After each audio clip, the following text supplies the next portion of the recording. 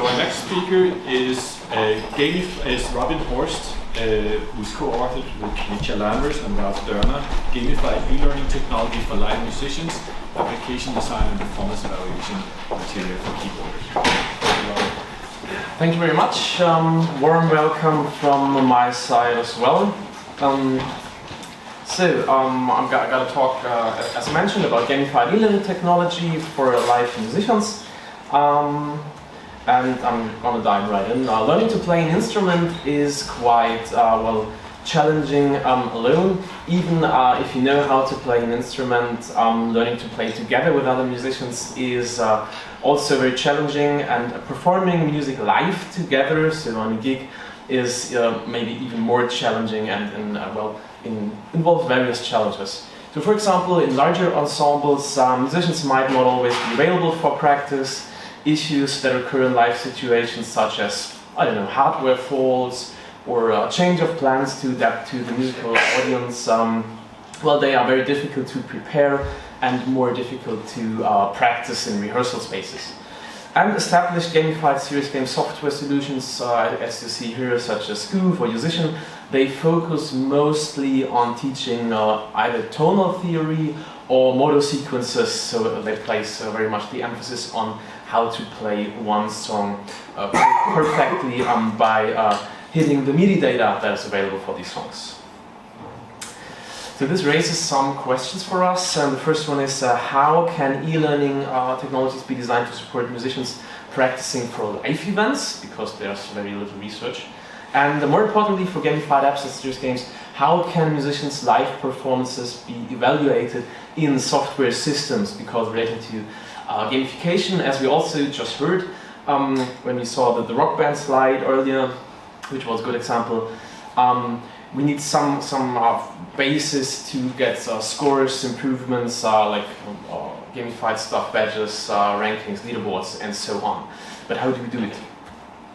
So in this paper we address particularly the latter question in the context of gamified e-learning technology, and make the contribution that we introduce a gamified e-learning application for practicing live keyboard play in the context of church music here.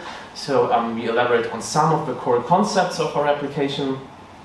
Then based on findings from our literature research, some design rationale and semi-structured expert interviews, we also introduce a set of performance evaluation criteria, so how can you do this in the software. And we also implemented the concepts and used a prototype within an expert user study, where we evaluated particularly the performance criteria and state some conclusions and lessons learned based on the user study results. And this is also a bit of the agenda for the next couple of minutes.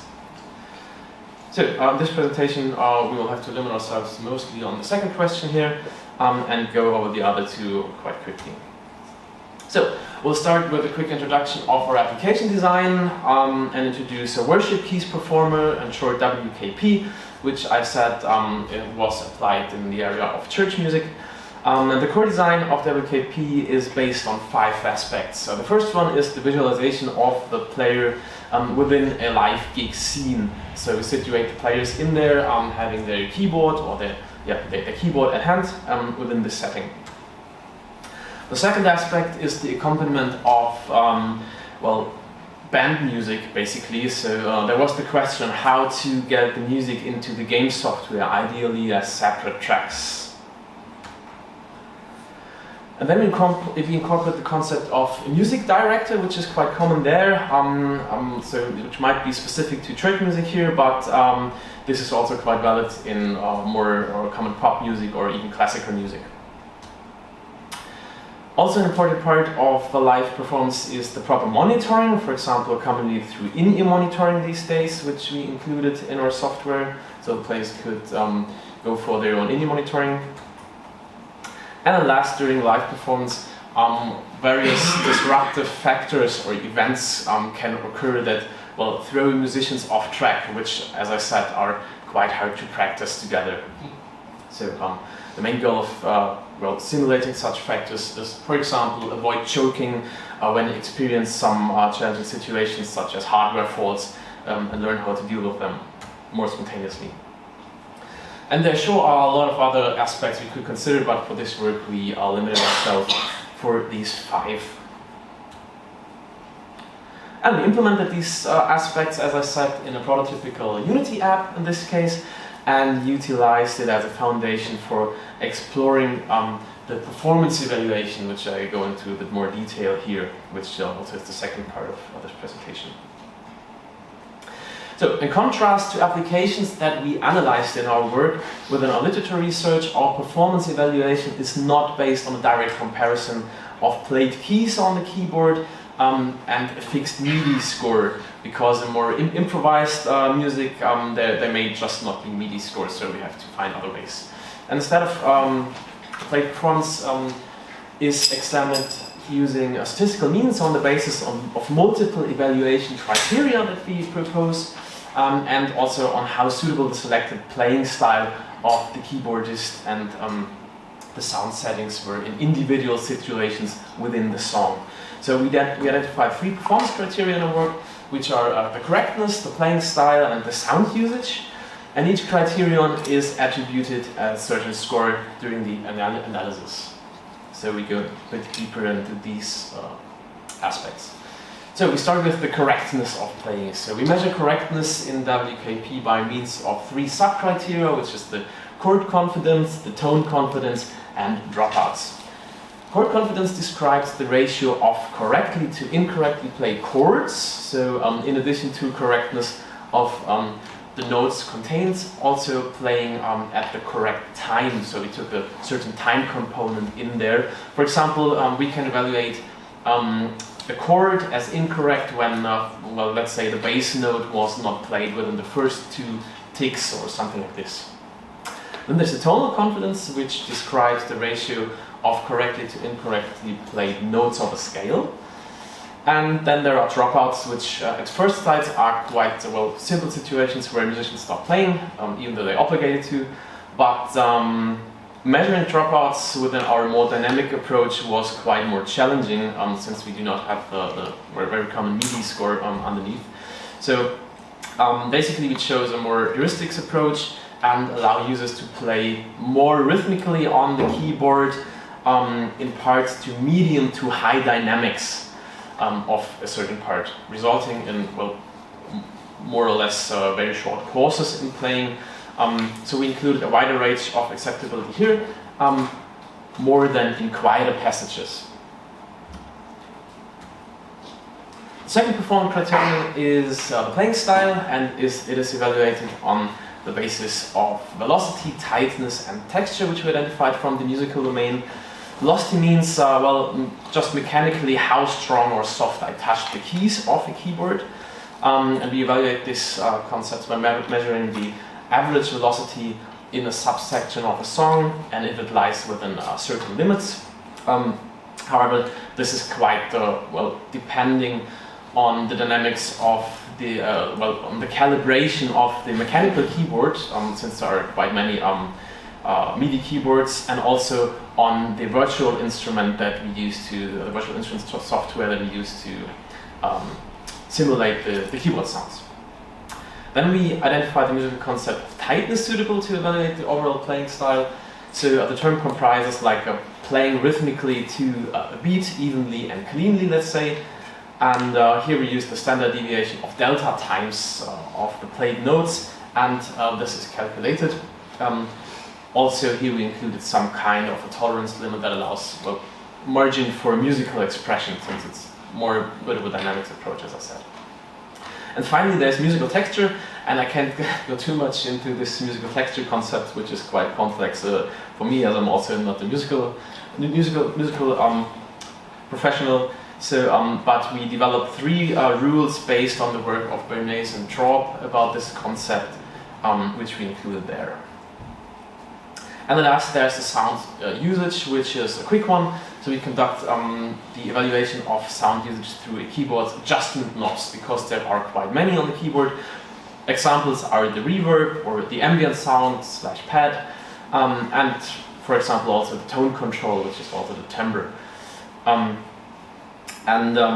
We define the suitable ranges for each of these effects, based on the dynamics, and here it comes into play. I was talking very much about dynamics of certain parts of the song here. So we had separate components within our software that were only there for trying to measure this dynamics of a certain part, since we don't have these underlying MIDI notes. So how do we do this? Basically, we took two aspects. The first one is loudness paradigm, so how loud is this certain part of a song, and the second one is how many instruments are involved there, and based on these two, we developed rules on finding a decision whether it is high dynamic or low dynamic song. So at the end we have some simple weighted equations for calculation of the individual scores, for the overall score as well, and they were based on the expertise of our interviewees that we had to come up with a certain weightings of each of these aspects. So, but all the scoring doesn't mean much if we don't communicate it to all players of our gamified software. And this was the last part. Now, obviously, to think about how to convey the information to provide feedback. And we had two feedback mechanisms. The first one was direct feedback, which we gave at runtime, so during the practice at home. And the second one is, more of an overall performance feedback after a session. So direct feedback during the game was visualized by cues on the keyboard, for example, by coloring keys blue, red, or visualizing the suitable ranges on the effects knobs. And after a session, we provide our users with a final quantitative performance feedback represented by some diagrams and also some qualitative feedback text that we generate here. So, based on our prototype, we also performed an evaluation, expert evaluation with 12 participants, and all of them were experts concerning church music, and also experts in the musical domain. So they were like musical teachers, they were like pianists, they were professional church musicians and stuff like that. And we classified their particular skills using the Dreyfus model, the particular skills at the keyboard in this time. So we had some we classified as advanced, competent, proficient, and expert. And after introduction to the hardware, our participants performed multiple sessions, including their performance evaluation at the end that you just saw some slides ago. And this table shows the average values of our participants' performance evaluation scores as measured by our implementation. And to validate our concepts, we divided our sub-criteria results into two groups, group A and B, where A were the participants that fell into the area advanced competent at the piano, at the keyboard, and B with proficient and experts. And we can see here, I think, that the tonal confidence, the dropouts, and the velocity have quite high values in average, and chord confidence, velocity are even significantly higher for group B than A, and in general 7 of 9 values are absolutely higher for group B than A. So, what does it mean? In general, we had some other stuff we evaluated in the study, which I have to skip now. But the results show that the direct feedback was largely perceived as fair and correct, however, sometimes visualized as, well, a bit counterintuitively. And the overall evaluation at the end of a session was perceived as comprehensible, as fair and correct, and overall a bit fairer than, or even more correct than the direct feedback we gave. And our participants also said to us that if they had to choose, that some feedback was even a bit more too benevolent than too critical, so we could maybe go a bit more critical here. And the validity of our proposed criteria and sub-criteria is supported by the higher average scores of Group B, as I just said, we had this A/B test, under the assumption that Group B, as the more experienced keyboard players, will also perform better, of course. So, very quick conclusion at the end. We have introduced here a set of more soft-defined live keyboard performance evaluation criteria that also could be implemented in our case in real-world gamified software here. And I found it quite interesting that the majority of the participants were, well, let's say, quite happy being able to get any concrete feedback on their live keyboarding in any ways, which like corroborates the relevance of future efforts for these designing gamified e-learning technologies for these live musicians, maybe not only for keyboardists as we did. Besides the performance evaluation, which we focus on in this work, I think future work should very much focus on the actual gamified design, because it's still in an early prototypical state here. And well, lastly, maybe as we just heard, going for open game data in the future would also be a good idea. Thank you very much.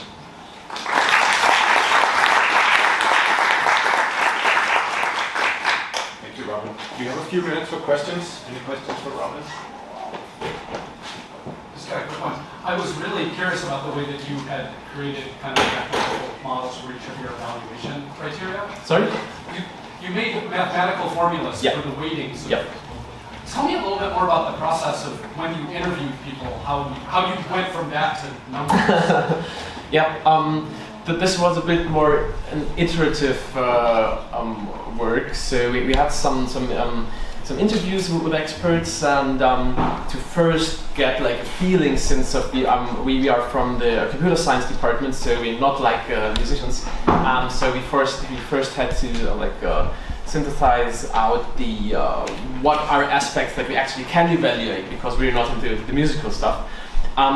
And when we came up with some of these aspects, we plain asked them to go for ratings, which one would be a more important factor for you personally. So we had these expert interviews with I think 7 to 10 participants.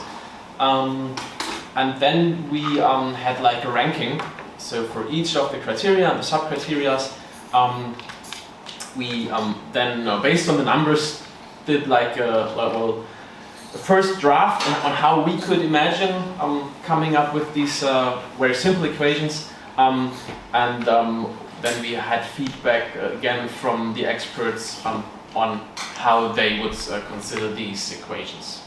So it's really more like an iterative process. Thank you. Excuse me, so I might have missed that, but who were the participants? I mean, were they born in one country, basically? Sorry? I'm asking about the participants. Did they come from the same culture? Yes, they came from the same culture. I'm from Germany, and they all came from Germany. Got it. So the point is that they mentioned that the feedback was rather to the Netherlands. So it actually depends on the culture, I think. So Yes. if you want to make it international, it would be maybe a good idea to think about that. And yeah, because in some cultures, all the Netherlands feedback is acceptable. Yeah. Of course, sometimes benevolent feedback is also quite appreciated. So maybe this is also a cultural thing, of course. But I think for this early study with I think 12 participants, I think this was like yeah. But of course we should include the cultural aspect as well. Thanks. Thank you. Any more questions? Okay. Well, thank you, Robin. Thank you.